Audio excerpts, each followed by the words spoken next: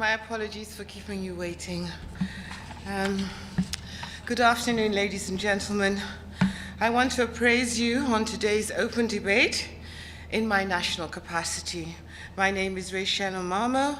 I'm the Cabinet Secretary for Foreign Affairs of the Republic of Kenya. I am greatly honored to be presiding over the ongoing 21st Annual Debate on Women, Peace and Security. We are delighted to have opened up the Security Council chamber for the first in-person participation by the wider United Nations membership since the outbreak of the COVID-19 pandemic. Kenya chose the theme, Investing in Women, in Peacekeeping and Peace Builders, to inform the debate because Resolution 1325 and the subsequent resolutions call upon us to recognize and actively seek the participation of women in building, negotiating, and keeping the peace. This demands investment in women across the peace-building and peacekeeping continuum. This morning, Secretary General, His Excellency Antonio Guterres, addressed the Council on this matter. We also received insightful briefings from the Executive Director of UN Women, the African Union Commission and Special Envoy for Women, Peace and Security, and a very effective NGO briefer, Ms. Celia Umenza. Our day's event started downstairs, however, with an inspiring walk through the Photoville exhibition themed Women Taking Ownership of Peace. Kenya has partnered with the Department of Peace Operations, Department of Political and Peace-Building Affairs, and UN Women on this.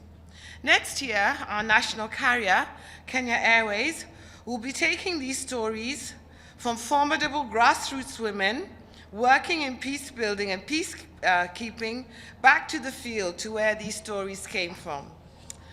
Our focus remains the implementation of the whole Women, Peace and Security normative framework. In this regard, we cannot think of a better outcome than calling on members to commit and invest in the existing recommendations and frameworks of the Women, Peace and Security agenda.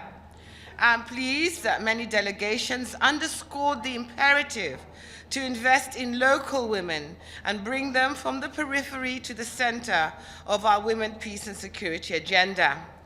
Kenya is committed to this call. We recognize that women peacekeepers must acquire new skills and competencies to better perform their critical role of protecting women and children, particularly in conflict zones. This is why we are training them in counter-IED skills at our humanitarian support school in Embakasi, Nairobi, where we are also offering training in engineering within the Triangular Partnership Program.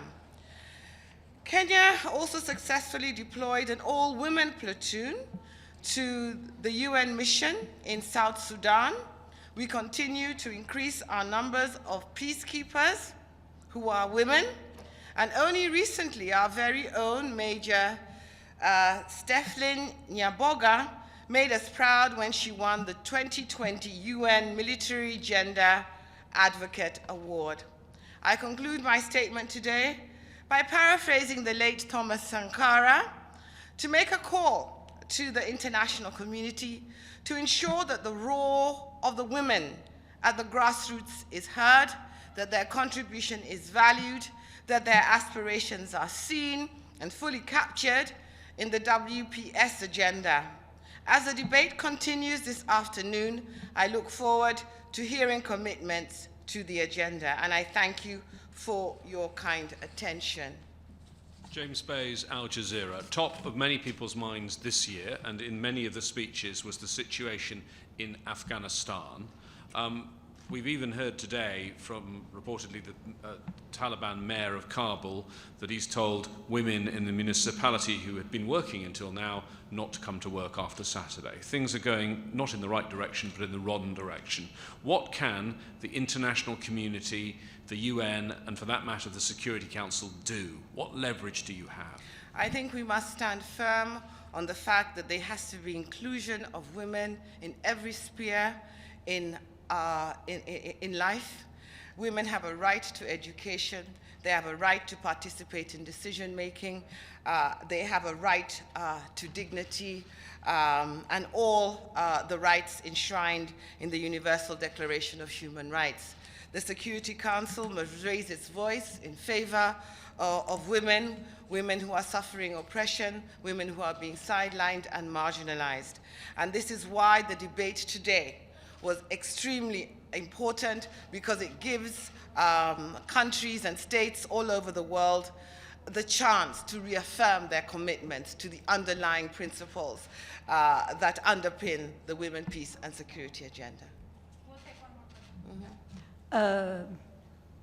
I feel like if those meetings are more like a feel-good meeting than something else, and nothing is really done to make the lives of women, not all the women around the world, but women like in Afghanistan and somewhere else, to be much better. So do you think it's a feel-good meeting like you always do once in a while? No, let me say this to you, and talking from my own experiences as a Kenyan woman who has been involved in the women's movement in my country since I was the age of 18. Progress has been made, and it has been made because women stand up and advocate. It has been made because women make other women visible. I think meetings like this are important because they allow us to sit and take stock. They show us where the gaps are, and they mobilize us into action. We must not lose faith in the agency of women. We must not lose faith in the fact that women can change today and transform tomorrow. Let us never despair. Let us never say that when women come together to speak, it is useless. When women come together, there is power. I thank you.